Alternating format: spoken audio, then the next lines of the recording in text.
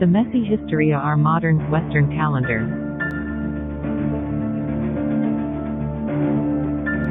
For something that meant to lend order to our lives, the modern Western calendar has a messy history. The mess, in part, comes about because of the difficulty of coordinating the orbits of celestial bodies with the cycles of day and night, and the passage of the seasons.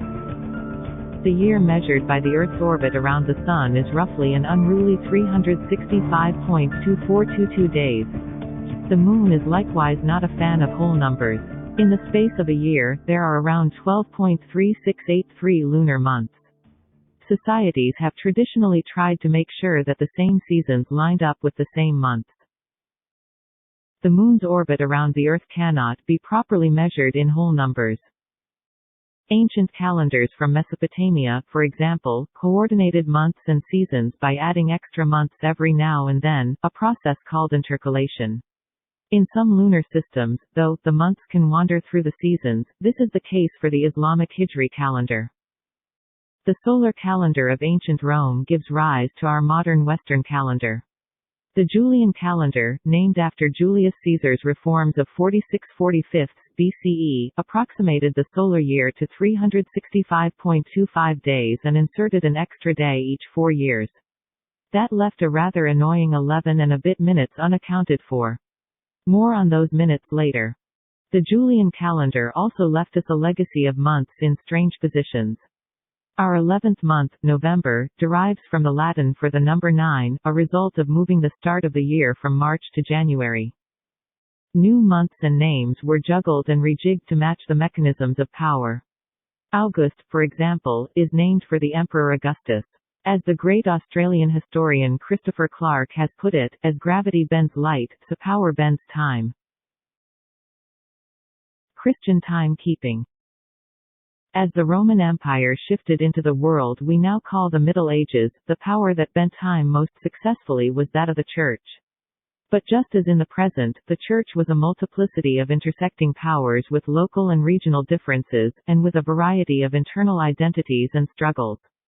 The start of the year, for example, could vary widely across medieval societies.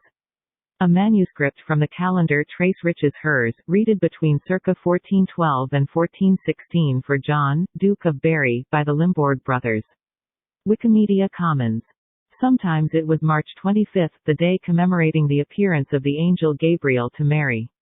Other times it was December 25, the day agreed as Jesus' birthday, the perfect 9-month gestation period.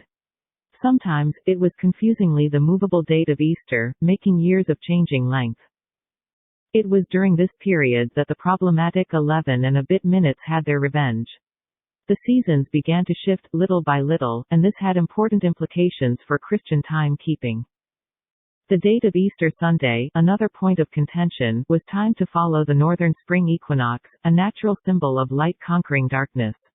But as that equinox began to slip back in time, a distinction started to emerge between a legal Easter, that decreed by the calendar, and a natural equinox, that is, the equinox that could be observed. Calendar of the dates of Easter, for the years 532 to 632 AD, Marble, in Museum of Ravenna Cathedral, Italy. Wikimedia Commons. As the gap widened, scientists and theologians, often the same people, fought it out over proposals to reform the calendar. Should a number of days be omitted from the year, just once, to realign legal and observable time? If so, how many? And who should be in charge of the change? The question became particularly intense in the 15th century with a number of calendar reform proposals failing the test of pragmatics or political backing from rulers across Europe. One such proposal was discovered recently hidden inside a printed book at the University Library in Cambridge. It was written in 1488 by a theologian from the University of Louvain named Peter de Rivaux and suggested 10 days be removed from the calendar. Peter thought that a celebration known as the Jubilee, where crowds of pilgrims traveled from all over Europe to Rome, would be the perfect time for making the reform known to the world. The proposal was not the first or last to sink like a stone.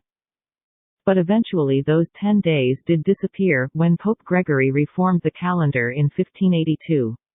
This new calendar, the Gregorian calendar, jumped from the 4th of October 1582 to the 15th of October 1582. It also made a better approximation of the natural length of the year by manipulating leap years over a 400-year cycle. The 1582 reform landed in a world rent by religious divisions, some old, some new. Protestant England did not adopt the changes till the 18th century. Many Orthodox Christian communities continued to follow the Julian calendar, with later revisions to that calendar proving contentious and provoking further schisms. Unreasonable nature. It's easy to feel lost in time. The calendar helps to give us a map to the shifting revolutions of the seasons, the shape of our lives, and the larger arcs of history. But while we are placed in the matrix of calendar time, we also make it. Could we do better than the Gregorian calendar? That question was asked with particular vehemence in the 18th century by so-called enlightened thinkers, and was brought to a head in the French Revolution. In 1793, the revolutionary government regularized the month to a standard 30 days each with 3 weeks of 10 days, leaving a messy 5 to 6 unallocated days a year, and giving workers only 3 days off each month. The start of the year was shifted to the autumn equinox, because an égalité, equality, of light and dark was a symbol of the new republic's ideals. French Republican Calendar of 1794, drawn by Philibert Louis d'Ebecourt. Wikimedia Commons. The calendar was a victory of reason, if reason is aligned with simplicity, clarity and the number of our fingers. But, as we have seen, in astronomical terms nature is stubbornly unreasonable. The system was short-lived. Part of the problem with calendar reform is that calendars have to do with our lived experiences of time, our habits, our rhythms, our memories. To make radical changes requires particular fervor or megalomania. But the history of calendars can also make us ask if we might modify our ordering of time in more gentle ways. This may not mean altering the calendar at a global or national level. But what about us here in our different regions of Australia? What if we finally acknowledged that we don't live with a 4-season year, adopting the far more interesting and attentive seasonal calendars developed by indigenous cultures?